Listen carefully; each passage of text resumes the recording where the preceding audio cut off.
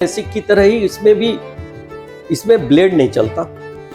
Femto ये पूरा smooth है, पर ये स्मूथ उतना है नहीं कि इरेगुलरिटी को भी ठीक किया जाता है और उस डिस्क को बाहर निकाल दिया जाता है, जिससे चश्मे का नंबर हट जाता है। विजन जो आता है एकदम सुपरा विजन। सर एक क्वेश्चन और आपसे जानकारी चाहते हैं कि आजकल लोग हमसे पूछते हैं ये कंट्यूरा क्या है, ये कंट्यूरा है क्या और इसमें क्या किया जाता है? कंट्यूरा बाद में आया, लेसिक के बाद। ये जरा हायर टेक्नोलॉजी है। इसमें क्या करते हैं कि वो है तो लेसिक की तरह ही, इसमें ब्लेड नहीं चलता। फेमटो लेजर से फ्लैप बनाया जाता है, उसमें भी फ्लैप बन रहा है। पर इसमें एक एडवांटेज है कि इसकी जो कॉर्निया की इरेगुलरिटी है वो हटा दिया जाता है। कॉर्निया क्या है कि इस तरह से हम लोग को जब देखोगे किसी का कॉर्निया तो बड़ा चिकना सा लगता है, ये पूरा स्मूथ है, पर ये स्मूथ उतना है नहीं। जिसको हम लोग टोपोग्राफी जब करते हैं किसी मशीन से तो देखते हैं कि नहीं ये इतना चिकना नहीं है, उसके बीच बीच में कहीं उठा हुआ है, कहीं दबा हुआ है, किस तरह से उसकी स्ट्रक्चर है, तो इरेगुलर है, नॉट रेगुलर। तो इसकी इरेगुलरिटी को भी ठीक किया जाता है कंट्यूरा में।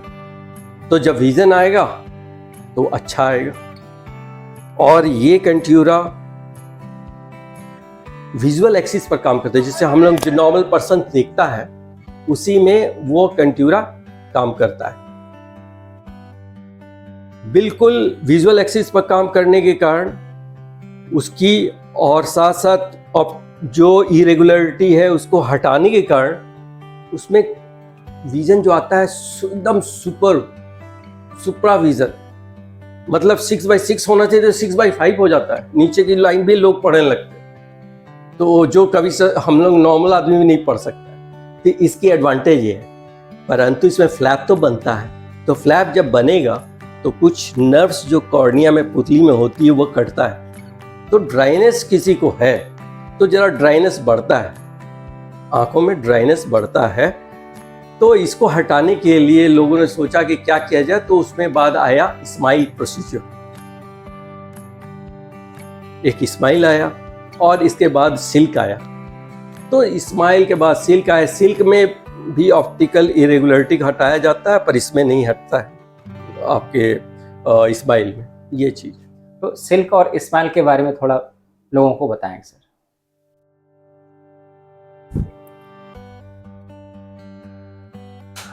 पहले स्माइल, कंट्यूरा के पहले स्माइल आया था। Yes sir. 2015 के आसपास।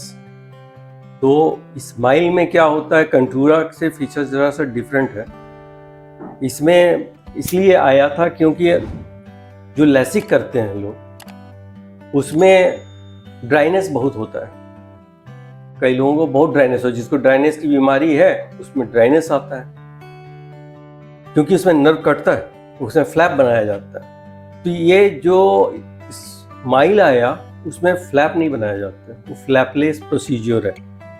उसमें क्या किया जाता है कि छोटा सा छेद 2-3 मिलीमीटर का बनाया जाता है और ऊपर से एक्साइमर लेजर नहीं, इसमें डाला जाता है फेमटो लेजर और एक डिस्क, छोटा सा डिस्क की तरह कॉर्निया तो इतने आप पतला है, उसके बीच में एक डिस्क बनाया जाता है और उस डिस्क को बाहर निकाल दिया जाता है, जिससे चश्मे का नंबर हट जाता है।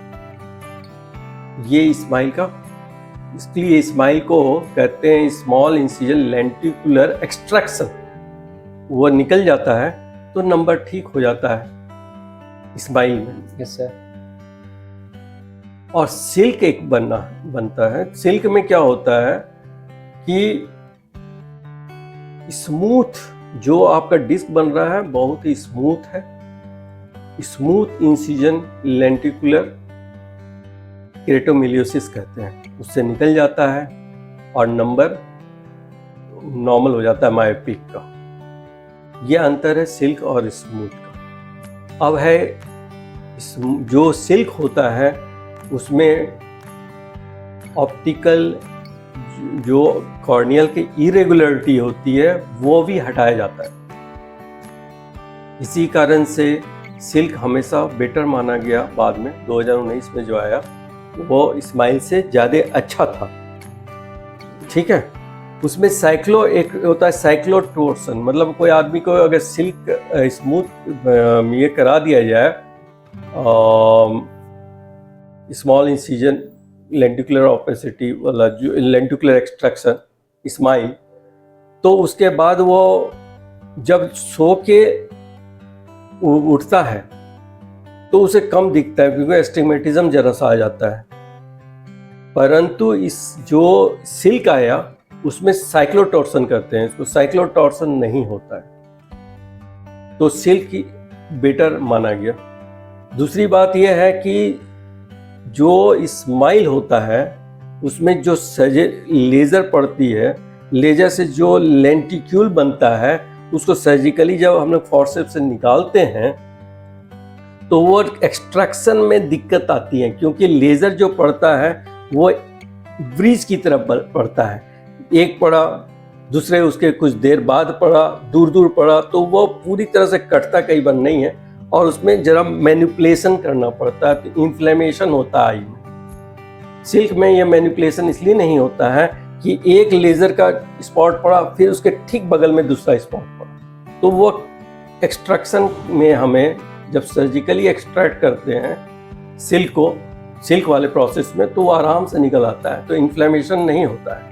और इसमें साइक्लोटोर्सन भी चूँकि नहीं कंपेंसेट हो जाता है तो इससे एस्टिमेटिज्म नहीं आता, आदमी सो के उठे या लेट के रहे जैसा, तो उसमें कोई डिफरेंसेस नहीं आता है, तो इसलिए सिल्क बेटर माना गया। और बाकी दोनों में सिल्क के बाद भी आया है प्रोसीजर, वो भी फ्लैपलेस है, जिसको ट्रांस PRK कहा जाता है, जो अभी सभी जगह लगाया जा रहा मशीन, और उसमें नो टच भी कहते हैं, टच भी नहीं किया जाता है और उसमें लेज़र से ही ठीक किया जा रहा है, तो वो भी एक तरीका अभी नया नया आया है। ठीक है सर, आज आपने इतनी महत्वपूर्ण जानकारी हमें दी, इसके लिए आपका बहुत बहुत धन्यवाद। उम्मीद है जिन लोगों ने सिल्क और स्माइल के बारे में जानना चाहा था उनके प्रश्नों के सारे जवाब मिल गए होंगे। ये वीडियो आपको पसंद आया हो तो लाइक कीजिए, शेयर कीजिए और मेंशन कीजिए आप और किन विषयों पर या किन प्रॉब्लम्स पर जानकारी चाहते हैं, ताकि हम और अच्छे से अच्छे वीडियो बना सकें। वीडियो देखने के लिए आपका बहुत बहुत धन्यवाद।